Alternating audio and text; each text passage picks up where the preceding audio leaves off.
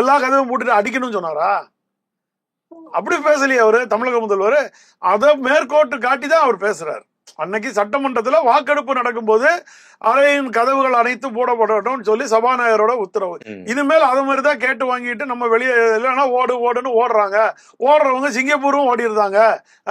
அவரு ஒரு அதாவது தன்னுடைய ரசிகர்கள், தன்னுடைய தொண்டர்கள், தன்னை நம்பி இருக்கிற தமிழக மக்களுக்காக விஜய் கொடுத்த குரல் அது.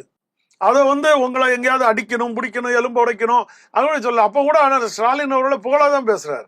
நான் அவரை சொல்லலைங்க, நான் சொன்னது சிங்கப்பூர் போனவரைங்கிறது கூட அதுல மேற்கொண்டு. ஏன்னா அவரு வெளிநாடு போனாரு, இவரு வெளிநாடு போனாரு, லண்டன் போனாரு, இவர் சிங்கப்பூர்ல இருந்தாரு.